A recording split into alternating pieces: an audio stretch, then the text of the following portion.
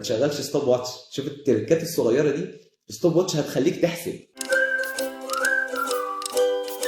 اتفقنا ان احنا هنديلهم موديل بعد الليد ان، هنديهم تاسك بسيطه، هيقرا التكست وهيحط عنوان للتكست. التاسك دي بنسميها جست تاسك زي ما خدنا في teaching receptive skills. ليه تاسك بسيطه؟ لان انا هاممني قوي ان ياخدوا وقتهم في البريباريشن وياخدوا وقتهم في الرايتنج، واخد وقتي اقدر اديهم فيدباك. فليه اديهم تاسك معقده هتاخد مثلا 15 دقيقه؟ ليه؟ دايما بشغل كاونت داون تايم. ليه بشغل كاونت داون تايمر؟ ليه؟ لان بيقول لي لسه باقي قد ايه.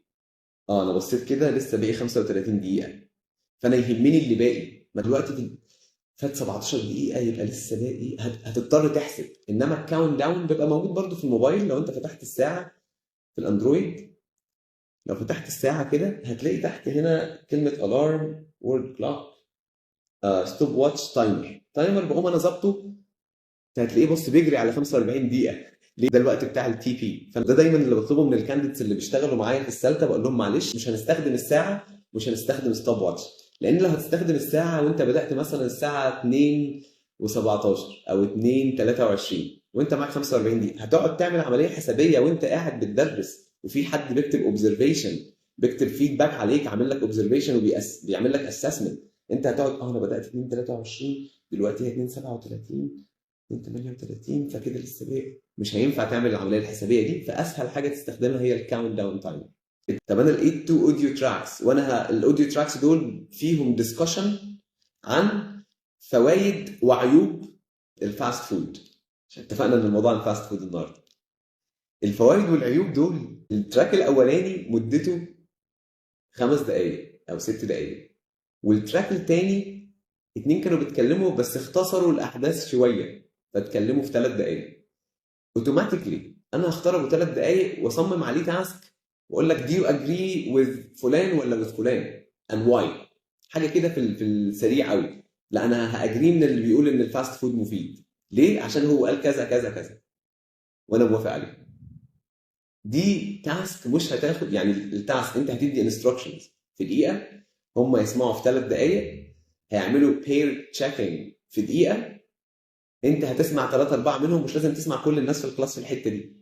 يعني الباقيين ممكن انت بقى تبقى حاطط في بالك في اكسرسايزز تانيين تديهم اولويه، انما ما تضيعش الوقت في انك تقعد تسمع. يعني مفهوم العدل في الجزء ده ممكن ياثر على برضو التايمنج بتاعك وما يلحقوش اصلا يكتبوا او ما يلحقوش يتكلموا. طب الدسكشن اللي ب3 دقائق دي الاوديو خلصت في 6 7 دقائق او 8 دقائق او 10 دقائق زي الفل. انت لسه كده ايه في السيف سايد. المشاكل الاكبر يا ميرو بتقول ان احنا ما نسالش كل الناس.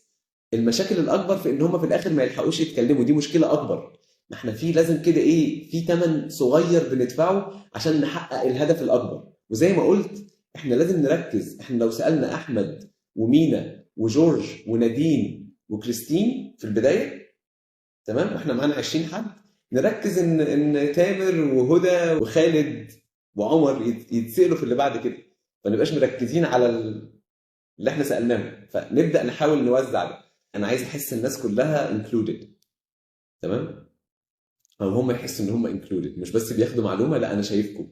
طب ده بيدي اكسبيرينس احلى واحسن. كل حاجه مكتوبه في الكورس اتيكات، الفايل اللي انا بعته لكم في الاول، هيخليك انت تاخد اكسبيرينس احلى اثناء الكورس. طيب نرجع لموضوعنا. قلنا سمعنا 3 4 5 في الكلاس بعد البير تشيكينج للليسننج تراك اللي اشتغل.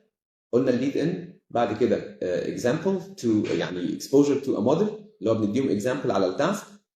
طيب تاني، ليد ان، اكسبوجر تو ا موديل، تمام. الاوديو تراك قلنا ان يبقى نحاول يحقق الفكره في زمن قصير، دقيقتين 3 ماكسيموم 4 عشان التاسك ما تطولش منك.